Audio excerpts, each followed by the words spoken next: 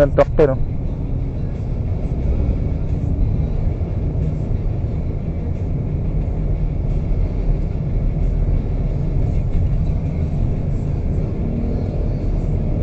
Grabing init niya, no? Hindi ko kaya. Puta, nagbabike. Tapat.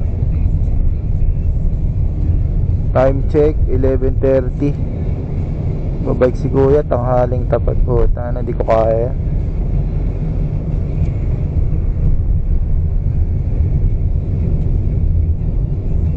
May na, kung ako yan, nahimatay na ako dyan.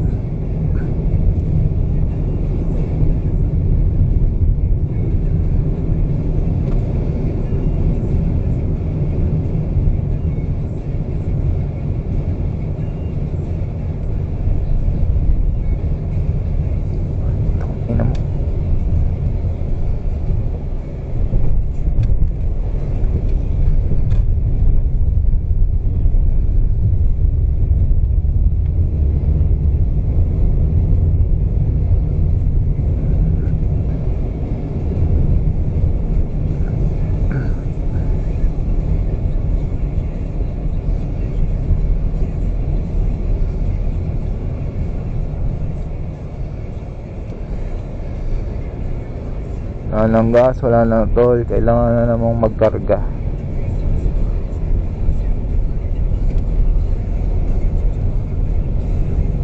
Ang toll ngayon papuntang BGC mula Santa Rosa 187. Sa gas abutin ka 800.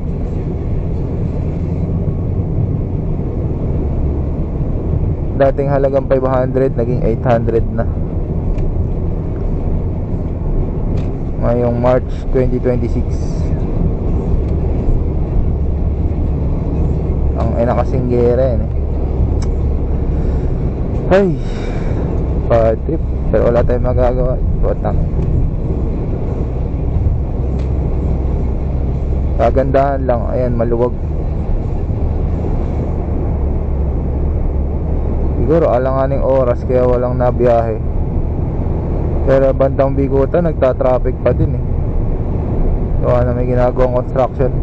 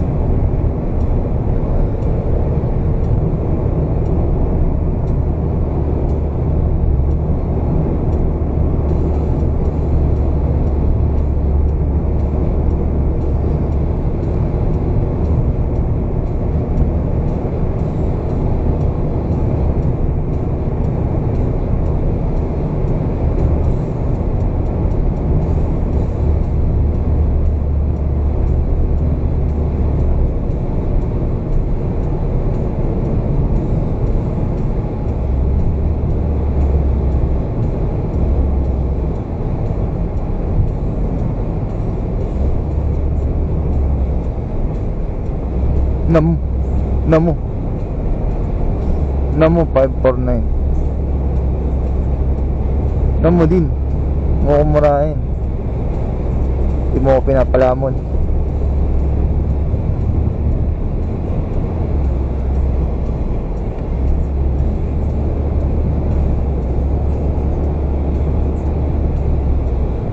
Namo bagal mo.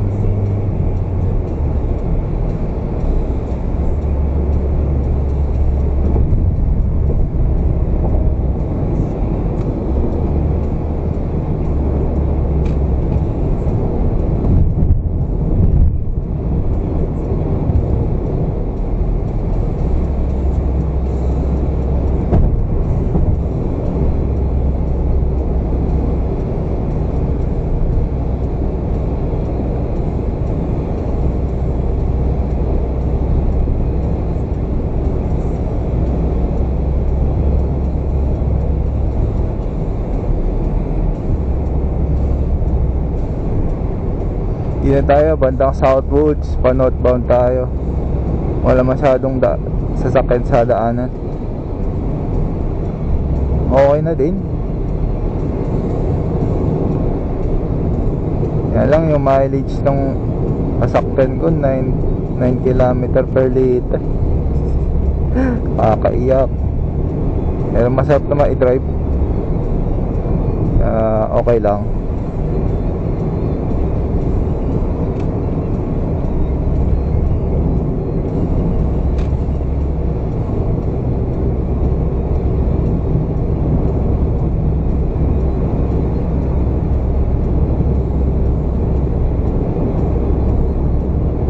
Okay, mga naka-diesel ngayon. O, tayo na.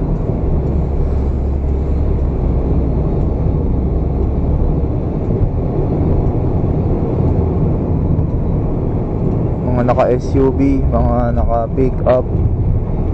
Mahal siguro ng gas niya mga yan. Laki pa naman eh. Diesel pa naman din. Tama ba? Madalas diesel sa malalaki. Hindi ko yun alam. Nanay ko naka-Innova pero gas. Okay pa, paano mura-mura yung gas ng nanay ko, pero malaki pa rin yung dala niyang Innova.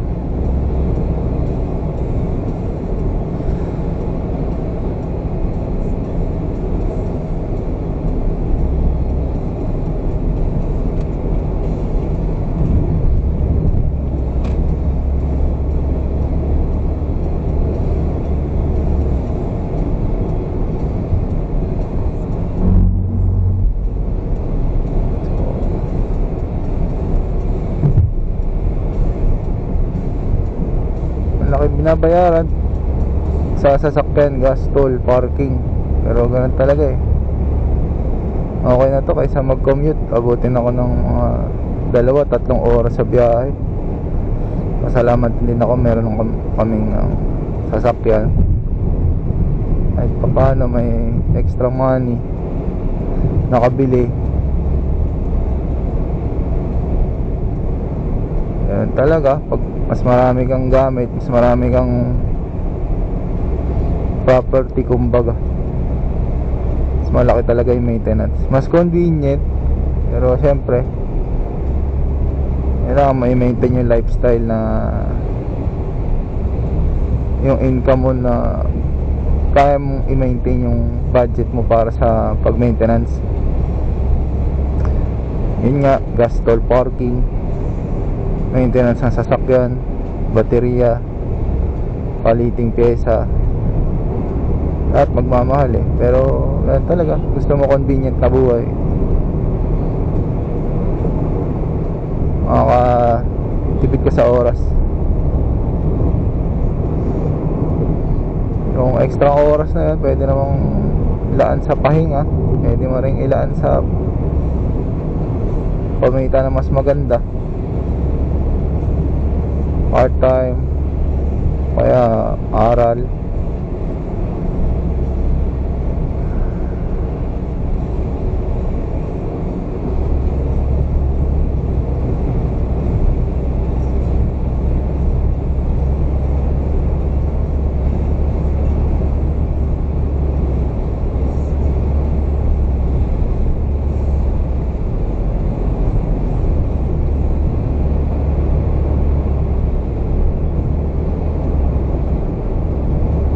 Oras nakakaantok bumiyahe, sarap matulog. Oras ng tulog to eh, hanggang alas 12.